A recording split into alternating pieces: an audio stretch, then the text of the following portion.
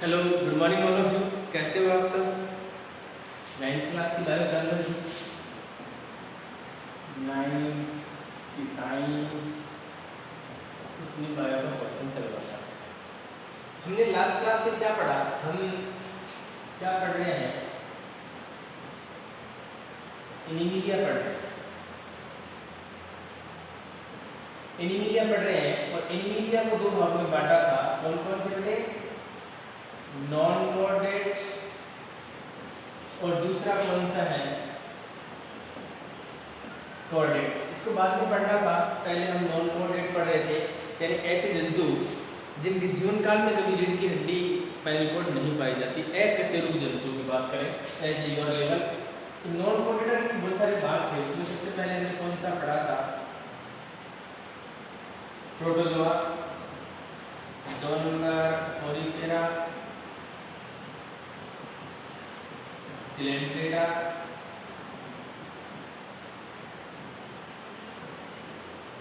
प्लेटिहेल्मिन्थीस,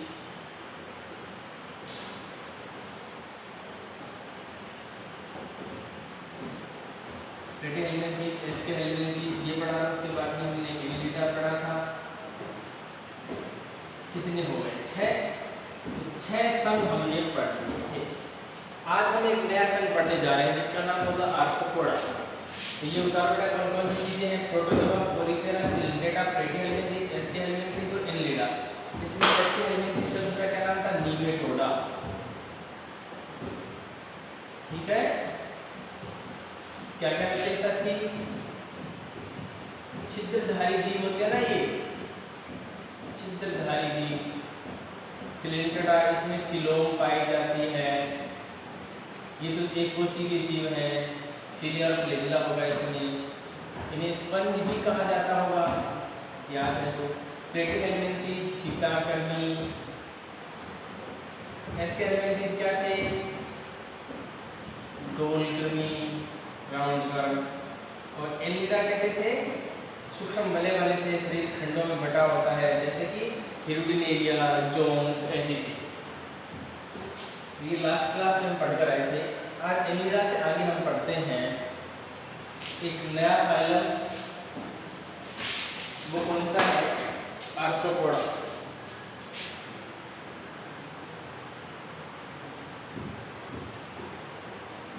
arthropoda.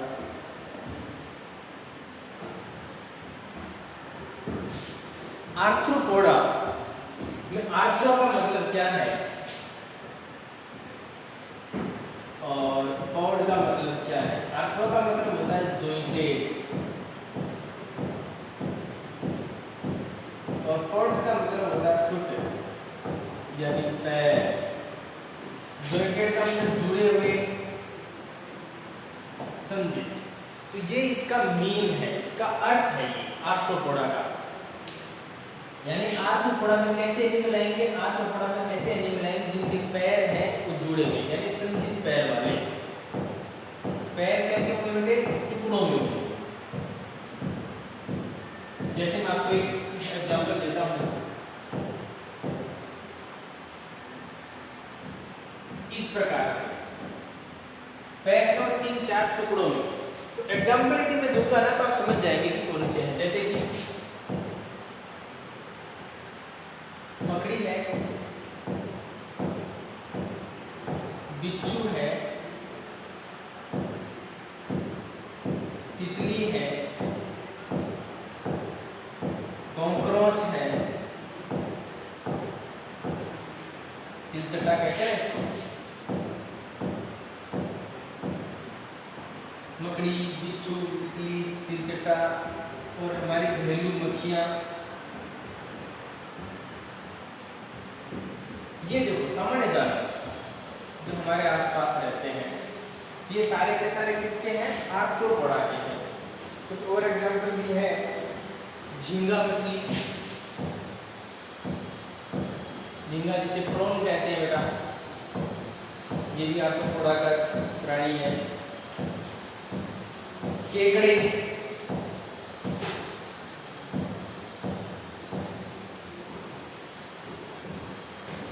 ये बहुत बड़े उस तरह के एनिमल्स हैं जो सामान्य आसानी से मिल जाते हैं। इसके अलावा भी कुछ चीजें हैं जैसे कि खटमल, नाम सुना ना खटमल का, ये मोस्टली ये जो एनिमल्स हैं या एनिमल कहेंगे ना इनको, जो भी कह सकते हो, उड़ते हैं, फ्लाइंग करते हैं, उड़ने वाले हैं तो एविज में क्यों नहीं है? उसका रीजन है क्योंकि इनमें रीढ़ की नली नहीं होती, ठीक है ना। पक्षियों को वहां पर रखा गया है, एविज एक वर्ग होगा कॉर्डेट्स का, पक्षियों को वहां पर रखा गया क्योंकि उड़ते हैं, उड़ते तो ये भी है, तितली उड़ती है, घरेलू मक्खी उड़ती है, बट इसमें नोटोकॉर्ड नहीं होती, इसमें रीढ़ की हड्डी नहीं होती, इसलिए इसको कहा रखा है नॉन कॉर्डेट्स में रखा गया है। अब देखो इसकी जंतु की जो विशेषताएं हैं, वो मेन जो विशेषता है वो क्या हो सकती है? इनके जंतु जल में भी होंगे, थल में भी होंगे और वायु में, तीनों जगह, यानी क्या कह सकते हो बेटे? सर्वव्यापी, ओमनिवरस। दूसरी चीज मैं बता दूं, आर्थ्रोपोडा है, ये जो लोह संघ है उसमें सबसे बड़ा संघ है, ये बात आप अच्छे से नोट कर लेना कि सबसे बड़ा संघ कौन सा है, सबसे अधिक एनिमल किसमें है, कौन से में है? आर्थ्रोपोडा सबसे बड़ा संघ है। जंतुओं का शरीर द्विपार्श्व सुसंगठित,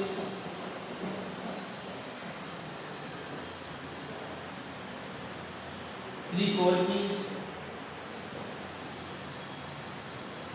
शरीर द्विपार्श्व सुसंगठित त्रिकोण की है, कंप्लीट होगा, और इसमें रक्त है, उसका कोई रंग नहीं होता, रंगहीन, कुछ में नीला रंग मिलेगा, किसके कारण? हीमोसाइनिन के कारण, हीमोसाइनिन के कारण उत्सर्जन विशेष प्रकार की नलिकाओं के द्वारा, मेल पीगी नलिकाओं के द्वारा,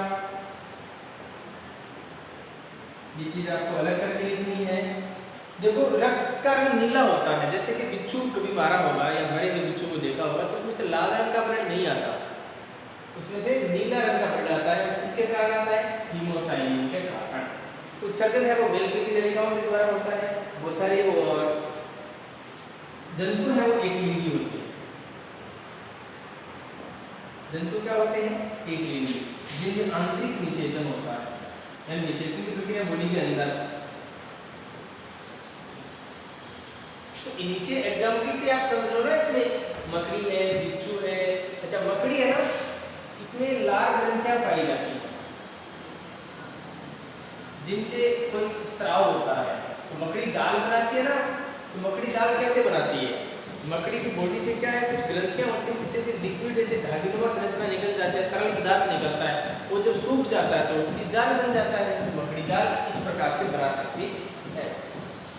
आपके सिलेबस में थोड़ा सा दिया गया है, इसमें रक्त परिसंचरण तंत्र खुला प्रकार का, खुला परिसंचरण होता है। चलो बेटा नोट करो, सारी चीजों को नोट कर लो आप अच्छे से, तो एग्जाम्पल होंगे तो उनको भी देखेंगे, अच्छे ढंग से नोट कर लो इन चीजों को।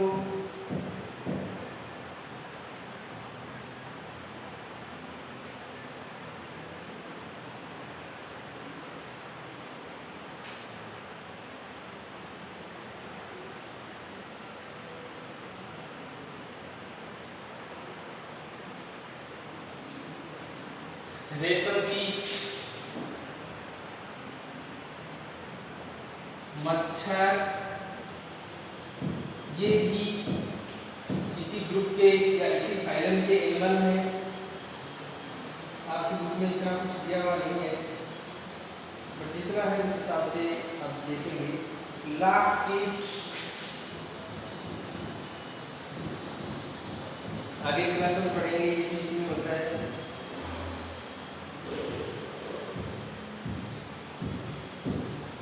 इस प्रकार से इस आर्थ्रोपोडा जो संघ है उसके कुछ जनरल फीचर हैं, नोट करो।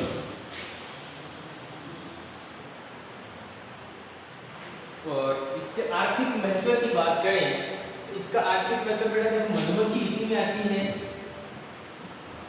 मधुमक्खी है ना वो भी इसी में आती है, तो शहद प्राप्त कर सकते हैं। लाख कीट इसमें आता है तो उससे हम लाख बना सकते हैं, जिसकी चूड़ियां बनाई जाती है की चूड़ियाँ, शहद इसी से प्राप्त होता है। तितली ये जो उड़ते हैं ये परागण करते हैं पुष्पों में, उनके सब उसका आदान प्रदान। घरेलू मक्खी है, ये नुकसान करती है, परागण का काम तो करती है लेकिन हमारे खाने पर बैठ जाती है तो खराब कर देती है। तेलचट्टे भी कुछ नुकसान पहुंचाते हैं, खटमल भी हैं, मकड़ी भी है, जाला बना देते हैं तो रोग लग जाते हैं। मच्छर देखो हानिकारक है, कौन सा रोग फैलाता है, मलेरिया रोग का वाहक है ना मच्छर। तो बहुत सारे इसके अंदर ऐसे भी एनिमल है जो नुकसान पहुंचाते हैं। फायदेमंद तो कुछ ही है, लाख कीट की बात करो या शहद, मधुमक्खी मिलती है, वो शहद में एक इम्पोर्टेंट चीज़ है। लाख कीट से ये रेशम कीट भी इसी से निकलता है। रेशम कीट का नाम है बॉम्बिस मोराई।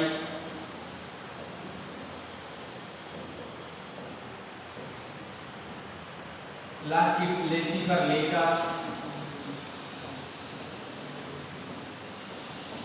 लाख कीट का नाम शहद मधुमक्खी से एपिस मेलिफेरा, एपिस डोरसेटा, बहुत मक्खियाँ हैं। इस प्रकार से इम्पोर्टेंट एक आपका बड़ा संघ हो गया। अब हम पढ़ते हैं उसके बाद में अगला संघ मोलस्का।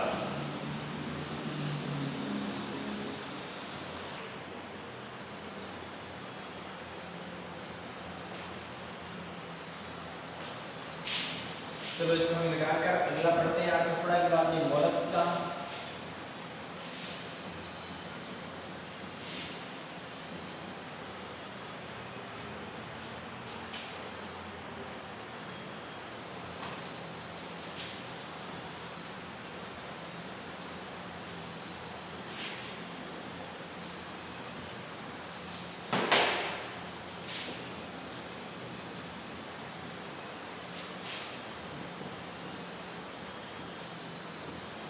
मोलस्क का जो शब्द है वो मोलिस से बना है, इसका मतलब होता है बेटे सॉफ्ट बॉडी यानी कोमल अंग।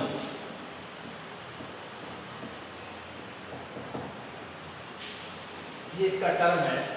मोलस्क का जो संघ है उसमें ऐसे जानवर पाए जाते हैं जिसका अंग तो कोमल होता है लेकिन आवरण क्या होता है, कठोर। शरीर के चारों ओर कठोर आवरण होता है, किसका बना हुआ, कैल्शियम कार्बोनेट का। CaCO3 का मतलब कैल्शियम पढ़ा होगा आपने, कैल्शियम कार्बोनेट।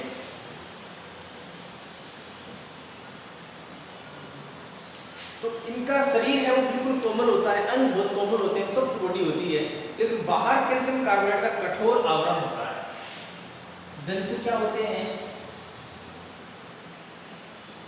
द्विपार्श्व सममित,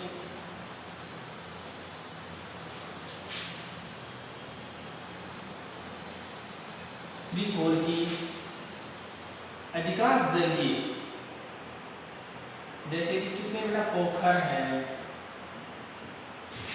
तालाब है, नदी है, कुछ नाले भी हैं, यहाँ पर इनके जंतु क्या है ज्यादा आपको मिलेंगे।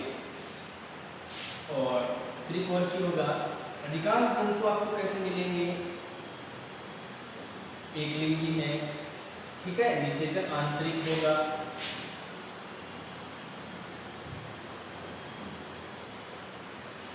तो कठोर कैल्शियम कार्बोनेट का आवरण मिलेगा। जैसे जंतुओं के यदि हम उदाहरण की बात करें तो सबसे बड़ा नाम जो आपके जहन में याद ही रहता है, सब बच्चों को सुना हुआ है, ऑक्टोपस, यूनियो, फाइला। ये तीन एनिमल है, बड़े इंपॉर्टेंट है, ऑक्टोपस, यूनियो और पाइला। ऑक्टोपस, यूनियो और पाइला, तीन इसके बहुत अच्छे एनिमल हैं, आपको याद रखने हैं। इसके अलावा इसके जो सदस्य होते हैं उसमें भी कुछ श्लेष्म ग्रंथियां पाई जाती हैं। शरीर के अंदर यू आकार की नली,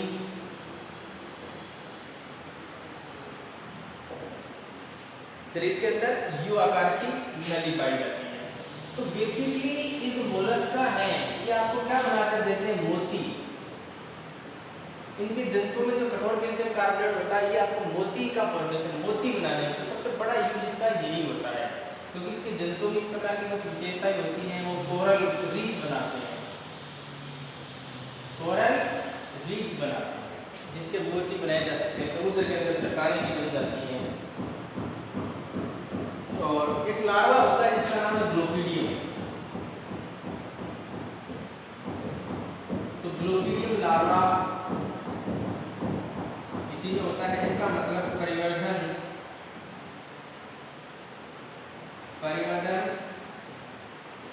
अप्रत्यक्ष प्रकार। परिवर्तन कैसा होगा? अप्रत्यक्ष प्रकार का हो।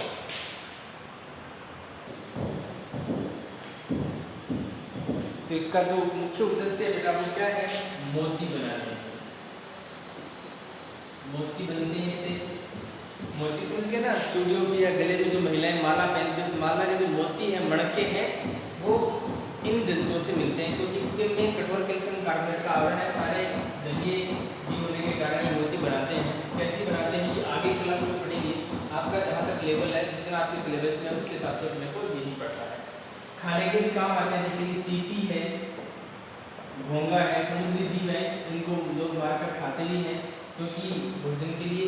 तो भोजन भी और मोती बनाने में सबसे अच्छा जो मोती बनता है उसको अयस्टर कहते हैं। अयस्टर का मोती सबसे अच्छा होता है, सबसे अच्छी क्वालिटी का बनता है एक जीव है इसमें। इस प्रकार से हमारा मोलस्का कंप्लीट हुआ। बताइए आप मोलस्का को फिर पढ़ते हैं। अगला इकाइनोडर्मेटा।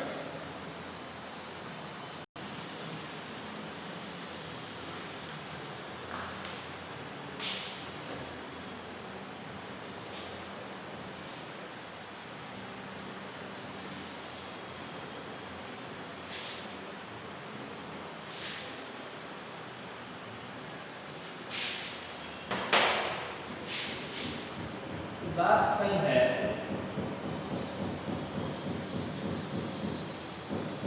इकाइनोडर्मेटा या इकाइनोडर्मेटा। इसमें जो इकाइनस है और इसका अर्थ होता है कांटे, जो मेटा है उसका अर्थ होता है त्वचा, यानी कांटेदार त्वचा। कांटेदार त्वचा होगी, त्वचा के ऊपर कांटे या ऐसे नक्श से जैसी संरचना आपको मिलेगी, वो इकाइनोडर्मेटा है। इकाइनोडर्मेटा की सबसे बड़ी विशेषता सारे के सारे प्राणी हैं वो समुद्री हैं, यानी जलीय, एक्वाटिक हो गए सारे के सारे। सारे सदस्य क्या है? जलीय हैं। शरीर के चारों ओर इस प्रकार से कांटे पाए जाते हैं। जैसे कि एग्जाम्पल की बात करें तो स्टारफिश,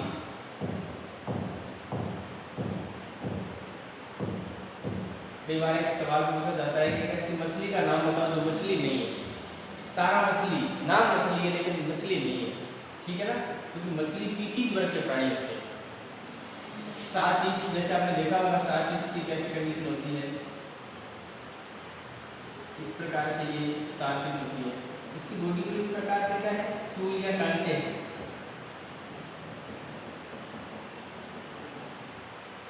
इस प्रकार के प्राणी है स्टारफिश, ठीक है ना, जिसमें शरीर के त्वचा जो है उसके चारों ओर से कंटक नुमा संरचना पाई जाती है। जैसे कि समुद्री अर्ची, दूसरा एग्जाम्पल,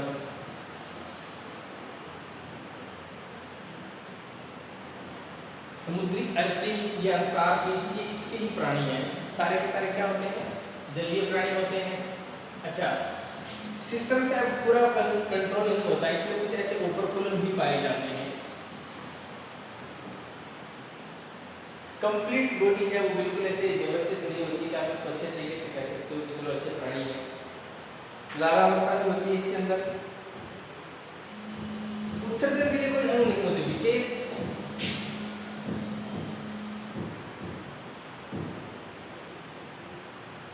उत्सर्जी अंग नहीं पाए, विशेष उत्सर्जी अंग नहीं पाए जाते, ये इनकी विशेषता है छोटी सी। बाकी मूवमेंट एक जगह से दूसरी जगह करेंगे तो गमन के लिए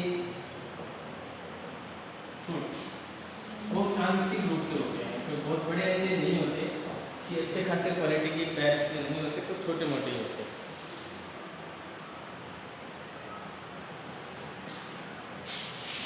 जंतु बहुकोशिक तो होते ही होते हैं, त्रिकोणीय भी होते हैं, द्विपार्श्व समित नहीं कहेंगे। द्विपार्श्व समित, द्विपार्श्व समित कब होंगे? केवल और केवल लार्वा अवस्था में। लार्वा अवस्था में क्या होंगे? द्विपार्श्व समित होंगे। बाद में द्विपार्श्व समित नहीं होते, ठीक है ना। इस प्रकार से ये हमने पढ़ा है। इसके बाद में हम पढ़ेंगे प्रोटोकोर्डेटा, जो योजक कड़ी मान सकते हैं उसको, एनिमिलिया के दो ग्रुपों को आपस में। कौन सा है? प्रोटोकोर्डेटा।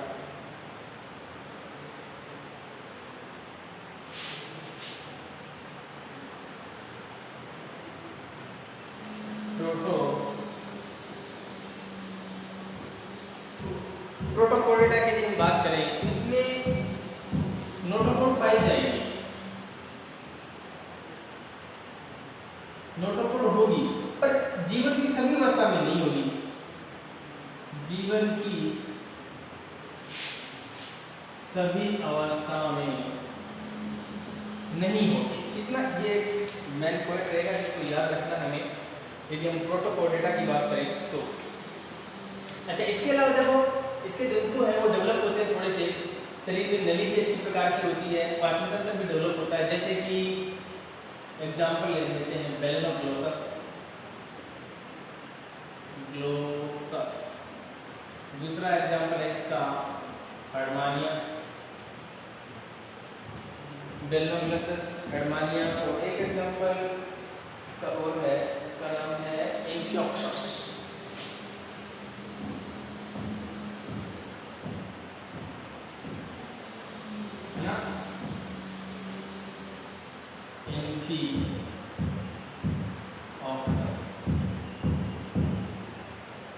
ये इसके एग्जाम्पल है। ऐसे नहीं बहुत बड़े जीव प्राणी हैं, इसलिए नोटोकोड के बताएंगे हमारे पास कुछ देखो इसमें नहीं होगी, बहुत ज़्यादा बड़े इसके इंपॉर्टेंट फीचर्स नहीं होते।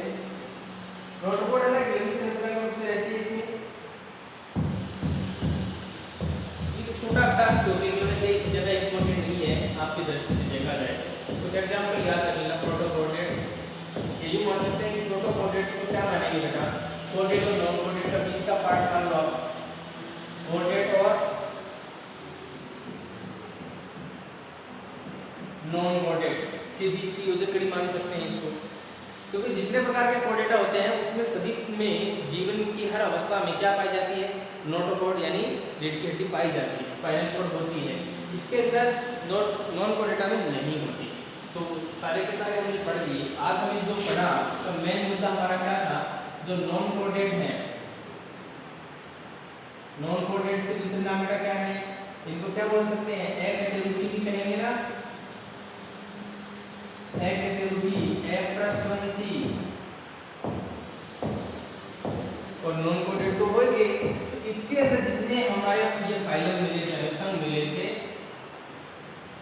वो हमने पढ़ लिए लगभग 10, जो इसमें अलग है। प्रोटोजोआ के ऊपर क्या सेंस है कि प्रोटोजोआ यहाँ पर भी पढ़ते हैं, और प्रोटोजोआ को कहाँ पढ़ेंगे? प्रोटोजोआ वैसे किसका है? प्रोटिस्टा का प्राणी है। विटेकर विभिन्न जंतु प्रणाली में देखें तो प्रोटोजोआ के जंतु हैं वो एनिमल है, इसलिए एनिमिलिया में भी आप पढ़ेंगे, लेकिन उसको प्रोटिस्टा में भी स्टडी उसकी की जाएगी। इस प्रकार से आपका जो ये नॉन कोर्डेटा, एकशेरुकी, अपृष्ठवंशी का जो ग्रुप था, इसमें 9 या 10 जो फाइलम थे, संघ थे, उसका हमने एक एक करके डिटेल में पढ़ा। जितना आपके सिलेबस में उसके हिसाब से अगली क्लास में पढ़ते हैं कोऑर्डिनेट्स के बारे में। ठीक है, अच्छे से नोट्स बनाते रहिए, अच्छे से स्टडी करते रहिए। तब तक